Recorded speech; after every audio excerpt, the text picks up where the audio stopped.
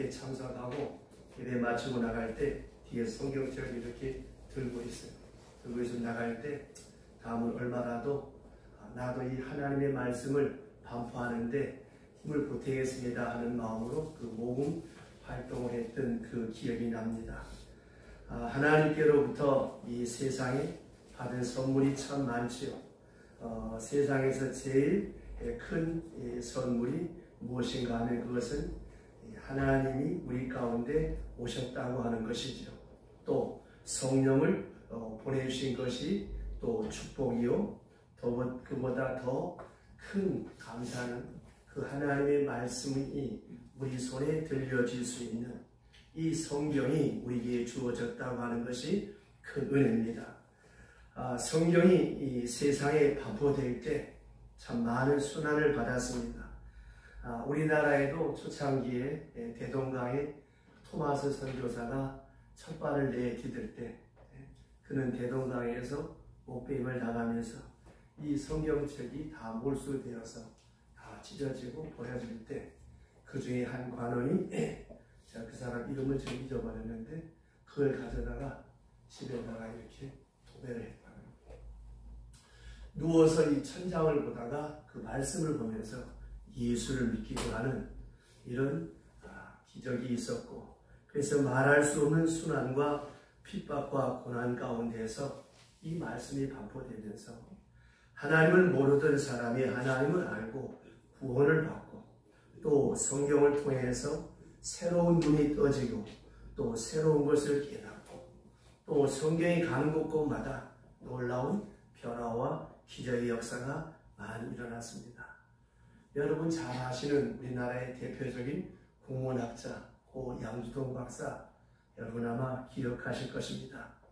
이분이 젊은 시절 일본에 유학을 갔다가 한 여인을 짝사랑을 했습니다. 그 여자가 너무 예뻤어요. 그래서 연애 편지를 보냈는데 여전히 답이 없는 거예요.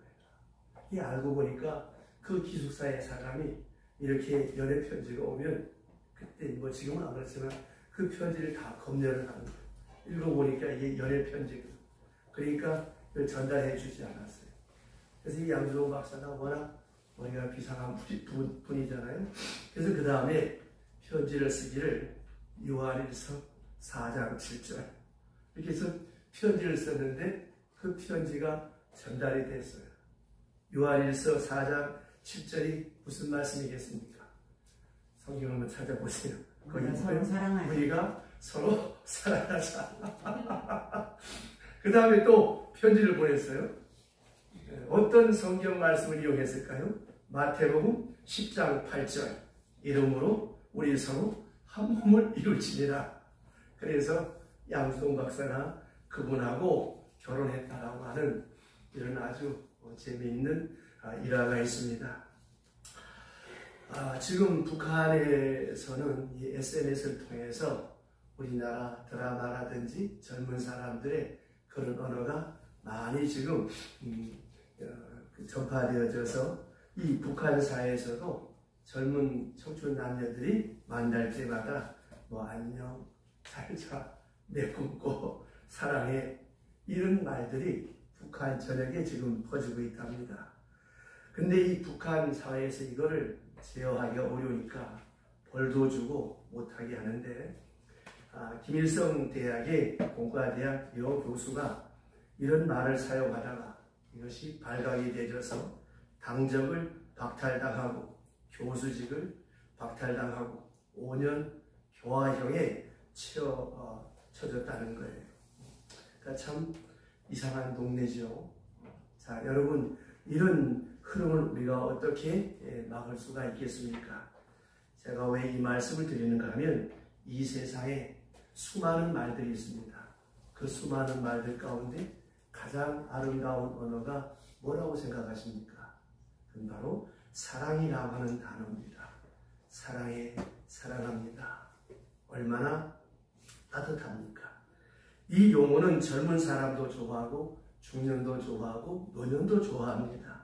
왜냐하면 이 말은 얼음을 녹이는 능력이 있는 언어이기 때문에 그렇습니다. 그래서 이 세상에 가장 따뜻하고 가장 밝고 소망 있는 언어가 뭘까? 그건 바로 사랑의 언어입니다. 그런데 놀라운 것은 여러분, 이 말은 사람에게만 그런 것이 아닙니다. 여러분, 요새 그 애견 인구가 1000만에 육박하고 있습니다. 이 짐승들도 강아지도 사랑한다 그러면 그걸 알아듣고 좋아합니다. 더 놀라운 거, 부부싸움을 대판하고 화가 막 났을 때 화초를 만지면 화초가 죽어요. 반대로 이 화초를 보고 사랑한다 하면서 물을 주고 잎을 닦아주면 그 화초가 잘 자란답니다. 더 재미있는 거, 닭도 그렇대요. 그래서 요새 보면 그 토마토를 재배하거나 양계장이나 또 축사에 클래식 음악을 틀어주고 그 사육자가 사랑의 언어를 쓰면 닭이 알도 잘 낳고 젖도 잘 나오고 새끼도 잘 낳고 이것이 실험적으로 밝혀졌습니다. 한번 해보시죠. 승질을 확 내고 집에 나무를 한번 만져보세요. 안 죽으면 하나를 영원하고 그만큼 이 사랑의 언어는 짐승도 식물도 또 우리 인간 사회에도 우리에게 따뜻함을 주고 마음에 감동의 현을 울리게 하는 아름다운 언어입니다. 자, 오늘 이 성경 말씀은 사랑의 내용입니다.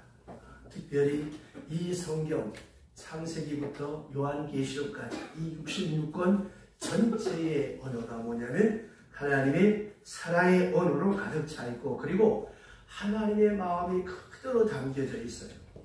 여러분 잘 아시는 말씀이죠. 주일학교 때부터 우리가 얼마나 귀가 따갑게 우리가 암송을 합니까? 하나님이 세상을 이처럼 사랑하사. 하나님이 세상을 사랑하시는 느낌, 감정, 사랑하는 내용, 사랑의 의도 전체가 이 성경을 통해서 우리에게 전달되고 있습니다. 그 성경의 많은 말씀 가운데 모든 66권의 말씀을 간단하게 요약하면 바로 오늘 요한복음 3장 16절입니다. 이 말씀 속에 세상을 향하신 하나님의 배려와 관심과 사랑이 어느 정도인가 하는 것을 그대로 표현하고 기록된 말씀이 바로 성경입니다. 성경책이 이렇게 두껍지만 이걸 압축하면 바로 간단한 핵심적인 키워드가 하나님이 세상을 이처럼 사랑하셨다. 그럼 이처럼이라고 하는 말이 뭐냐? 독생하시는 아들 예수를 보내시기까지 사랑하시고 보낸 것으로 그친 것이 아니라 그 아들을 죽이면서 그 아들을 희생 제물로 내어주시기까지 우리를 사랑한 하나님의 사랑인데 제물을 내어줄 만큼 우리가 의롭고 우리가 그만큼 가치가 있느냐? 아니잖아요. 정말 무가치하고 별 볼 일 없는 우리를 위해서 극진히 사랑하신 하나님께서 아들을 제물로 만드시기까지 사랑한 사랑이 하나님의 사랑이라고. 그리고 그 사랑을 믿으면 멸망치 않고 구원을 얻을 수 있다고 하는 말씀이 오늘 주신 말씀입니다. 그래서 이 말씀이 하나님의 마음을 다 표현해서 담아서 전해준 대표적인 말씀이라는 것입니다. 오늘 성경은 많은 사람들이 베스트셀러라고 지칭하고 또 베스트셀러로 손꼽히고 있습니다. 전 세계 2000여 개의 언어로 이 말씀이 번역되어져서 연간 수백만 부씩 찍어서 반포되는 것이 이 성경책입니다. 그리고 몇 년 전에 월스트리트 저널에서 발표한 바에 의하면 미국에서 1년에 250만 권의 성경이 발표된다고 했어요. 엄청난 양이죠. 지금까지 여러분 제일 많이 읽히고 제일 많이 팔린 책이 뭔지 아세요? 해리포터예요. 근데 이 해리포터가 팔린 것보다 2배가 넘게끔 이 성경이 보급됐다고 하는 것이죠.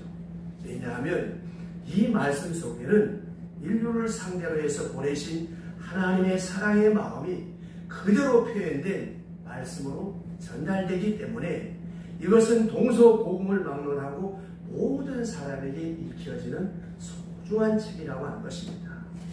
하나님의 사랑은 차원과 깊이와 높이를 우리가 무엇으로 재어볼 수 있겠습니까? 잴 길이 없지요. 그래서 찬송가 304장에 그 크신 하나님의 사랑, 바다를 먹물 삼고 하늘을 두루마리 삼아도 다 기록할 수 없는 것이 하나님의 사랑이라고, 우리 인간의 언어로, 인간의 어떤 기준치수로 잴 수 없는 것이죠. 그래서 이 세상에서 하나님의 사랑과 약간에도 비교할 수 있는 사랑이 있다라고 한다면 이게 무엇이겠습니까? 바로 하나님의 사랑이죠. 아까 부른 찬송 199장, 어버이 주일 때마다 참 많이 부르고 눈물 많이 흘린 그런 찬송이죠. 내 어머니가 부르던 찬송, 내 어머니가 읽던 말씀, 그 부모의 사랑이 하나님의 사랑에 약간의 비유를 해본다면 이 세상에 여러분 부모의 사랑처럼 즐기고 깊고 따뜻한 사랑이 어디 있습니까? 그 부모님의 사랑을 무엇으로 우리가 다닐 수 있겠습니까?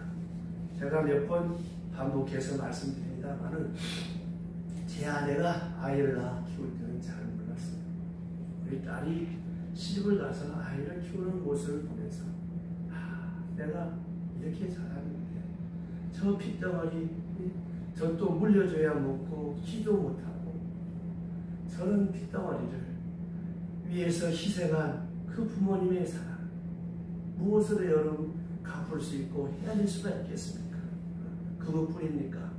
모질게 고생해서 안 먹고 안 쓰고 안 입고 그저 자식을 위해서 모든 걸 희생하는 게 이 어머니의 사랑, 부모님의 사랑 아니에요.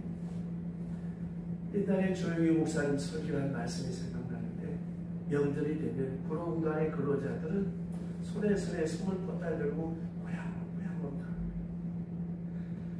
땅 팔고 농 팔아서 유학 보는 사람들은 성공해서 전부 해외로 빠져나가. 여러분, 부모님의 사랑을 우리가 무엇으로 헤아릴 수 있겠습니까? 오래전에 있었던 일이죠. 어느 기러기 아빠의 죽음, 자식들 다 유학 보내고 단칸방에서 초라하게 살면서 모든 돈을 벌어서 그저 자식을 위해서 다 쏟아붓다가 죽은 한 가장의 모습, 여러분 생각해 보세요. 이 얼마나 지극한 사랑입니까? 그게 하나님의 사랑의 그림자의 역할이라고 할 수 있겠지요. 그 처절한 사랑 누가 시켜서 합니까? 자식을 사랑하는 그 어머니의 마음, 그 아버지의 마음, 우리가 무엇으로 헤아릴 수 있겠습니까? 물론 거기에 비할 바는 아니지만 하나님의 사랑이 여러분을 오죽하겠어요? 한 분밖에 없는 아들을, 예수를 세상에 보내서 십자가의 제물로 삼아서 세상을 구원하자 했던 하나님의 사랑의 내용이 그 엄청난 사랑, 사랑의 극치라고 할 수 있는 엄청난 사랑의 내용과 사랑의 삶이 담겨있는 책이 바로 성경책입니다. 그래서 칼바르트라고 하는 신학자는 그 사랑을 가리켜서 극난한 사랑이라 표현을 했습니다. 이 극난한 사랑이란 말이 무엇일까요? 헤아릴 길이 없는 깊이와 무게와 높이와 그 권위를 가지고 있는 사랑이라고 하는 뜻이죠. 그래서 그 사랑이 듬뿍 담겨있는 이 성경을 손에 들고 읽을 때 여기 몇 가지 태도가 선행되어져야 된다고 하는 것입니다. 오늘 여러분들은 이 성서주의를 맞이해서 다시 한번 깊이 생각해 봤으면 좋겠습니다. 성경을 대할 때 어떤 자세로 이 말씀을 대해야 되느냐? 첫 번째, 이 성경 말씀을 문자 그대로 읽는 거예요. 이것이 말씀을 대하는 첫 번째 자세입니다. 왜냐하면 이 성경은 사랑의 편지잖아요. 오늘날로 말하면 하나님께서 우리 인간을 짝사랑한 연애 편지죠. 여러분이 연애 편지를 받을 때 대충 읽는 사람이 있습니까? 없죠. 대충 읽었다면 꼴보기 싫은 스토커한테서 온 것이겠죠. 정말로 사랑하는 사람이 보낸 편지라는 문자 그대로 읽을 거예요. 그리고 사랑이 서로 확인된 후에는 솔직하게 표현되지만 짝사랑하는 정도 사이에는 초기에 마음을 숨기기 때문에 글자 한자 한자 대짚으면서 정독하지 않으면 그 뜻을 알 수가 없잖아요. 이게 여러분 사랑하는 사람으로도 받은 편지를 읽는 자세입니다. 그렇다면 이 성경을 읽을 때 여러분 어떻게 읽어야 되겠습니까? 누워서 쭉 앓고 있으면 잡습니다. 앉아서 한 절을 읽더라도 기도하는 마음으로 이 말씀을 읽어야 되는 거예요. 저희 미국에서 공부할 때 그 모임에서 미국 사람들하고 그런 대화를 했습니다. 미국 대통령이 되는 필수 조건 가운데 하나가 그리스도인이 되어야 된다라고 내가 알고 있는데 이게 사실이냐 물었더니 그 중에 한 사람이 대답하기를 겉으로는 그렇지만 속은 그게 아니라는 거예요. 무슨 말이냐면 예를 들면 토마스 제퍼슨이라는 대통령이 있습니다. 이 사람은 겉보기에는 그리스도인으로 모두가 알고 있지만 내면은 그는 그리스도인이 아니었다는 거예요.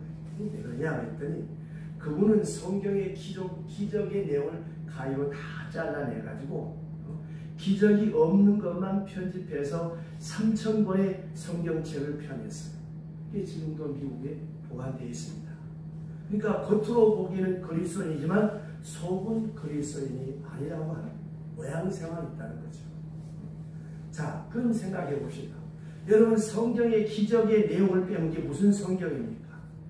하나님의 아들 예수가 세상에 태어난 것도 기적이고 동정녀 탄생도 기적이고 부활하신 것도 기적이고 장차 다시 재림주로 심판주로 오신다는 것도 기적인데 그걸 빼면 그게 무슨 성경이 되겠습니까? 그게 무슨 그리스도인이 되겠느냐는 말씀입니다. 그래서 성경을 대할 때 이 말씀을 정독하되 하나 전제되어져야 될 것이 무엇인가 하면 이 말씀은 하나님의 말씀이라고 하는 전제가 되어서 정독해야 된다라고 하는 것입니다. 그래서 요사이 다시 이제 각 교회마다 성경 필사 운동이 일어나고 또 성경 다독 운동이 일어납니다. 이게 중요한 것은 성경을 읽긴 읽었는데 쓰긴 썼는데 변화가 안 되는 거예요.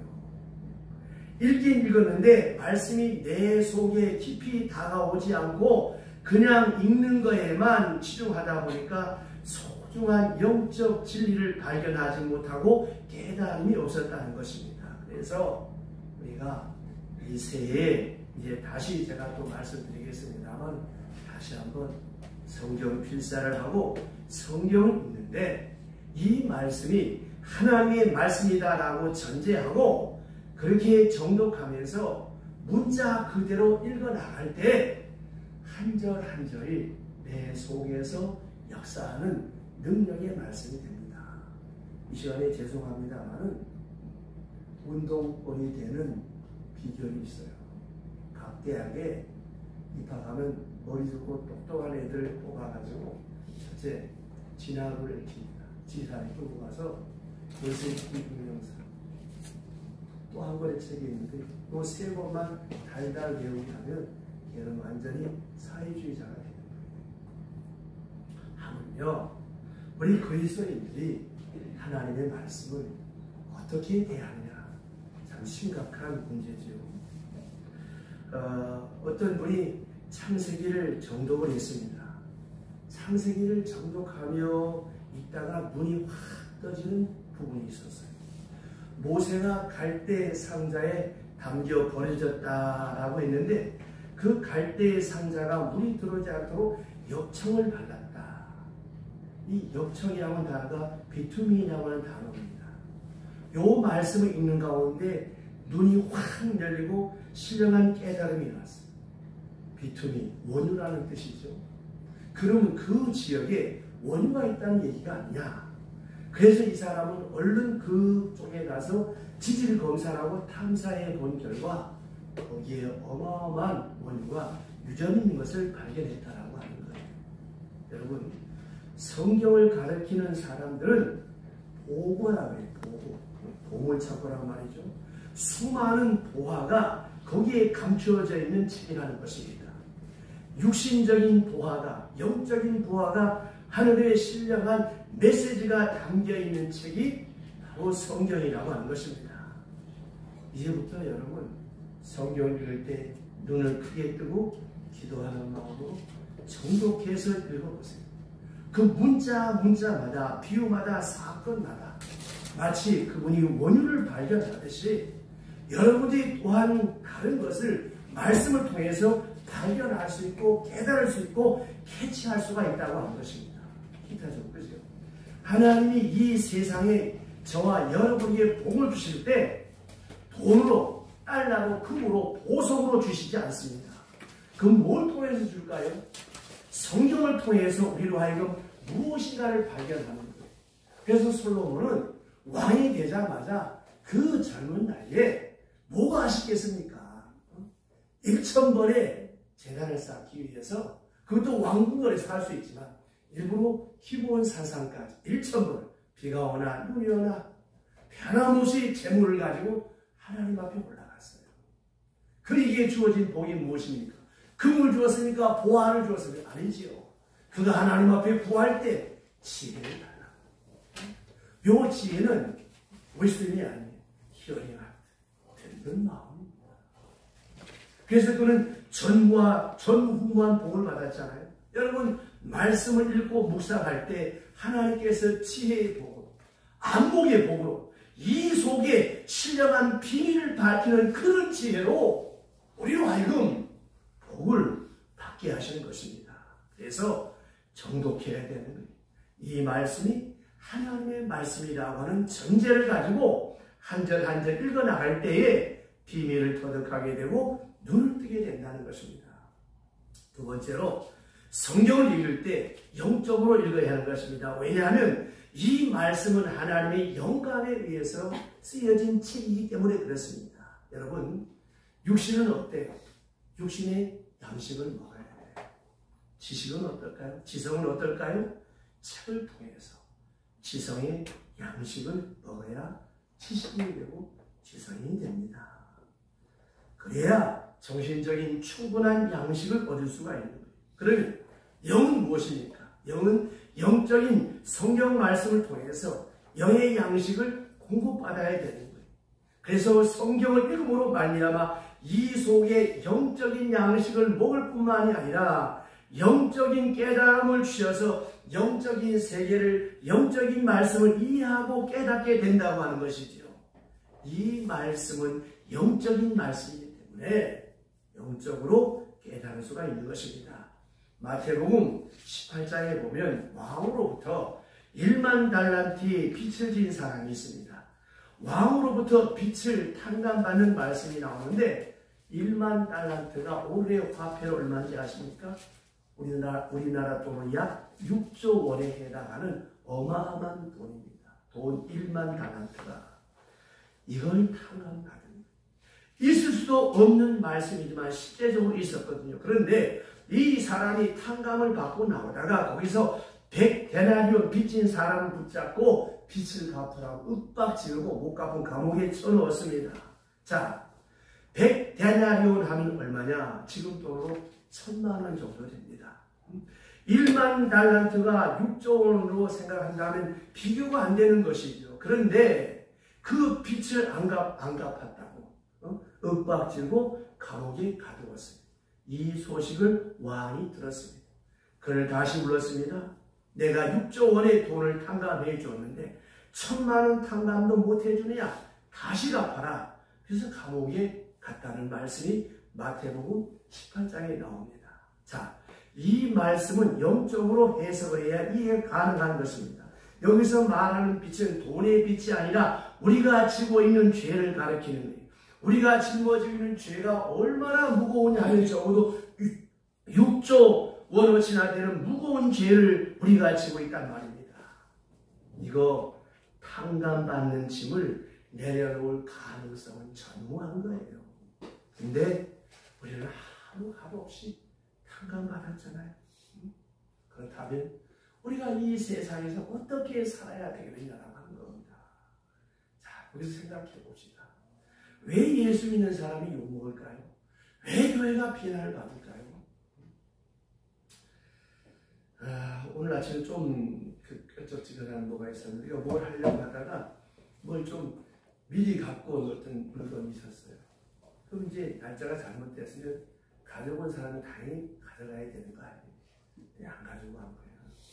뭐 가까운 사이니까 내가 실수하긴 그렇고 그럴 때 생각하는 거예요. 저 같았으면 아이고 미안합니다. 나는 가져갔을 거예요. 하나의 예를 들면 그렇습니다. 세상을 살면서 우리는 하나님도 엄청난 긍휼과 사랑과 용서를 받았잖아요. 그러면 좀 너그러워야지. 좀 째째하게 살지 말아야지. 늘 여러분한테 강조하잖아요. 무덤과 닦지 말라. 아니 나 때문에 다 덕보는 사람이 있어야지. 내가 좀 덜 쓰면 되지. 덜 먹으면 되지. 그거 깎아갖고 평생 여러분 이런 부모가 내 다듬고 말합니다. 그리고 과일 가게, 채소 가게 가서 제발 뒤적거리지 마라. 어차피 대칭은 다 신경 쓰야지. 그거 좀 싱싱한 거 먹었다고 오래 살지 않습니다. 진시황 불로 청구하고 제주까지 왔어요. 사람 보내서 53세로 갔어. 조선왕조 500년 역사를 보세요. 평균 55세가 아니에요. 그 좋은 녹용 산삼 먹었는데 다 가. 하나님의 보호하사 우리나라 말씀 줄로 믿으시기 바랍니다. 제가 이 말씀 드리는 건 이렇게 엄청난 빛을 탕감받고 살아가는 우리가 너그러워야지, 인자해야지, 베풀어야지, 용서해야지, 환영해야지, 이해해야죠. 여기에 그리스도의 아름다운 덕이 나오는 것입니다. 근데 생각해 보세요. 이 엄청난 빛을 어떻게 탕감받았느냐? 하나님이 예수를 이 땅에 보내셔서 그를 제물로 죽이심으로 말미암아 우리들이 그 죄를 탕감받았다고 하는 이것이 달란트의 비유를 통해서 우리에게 주신 말씀입니다.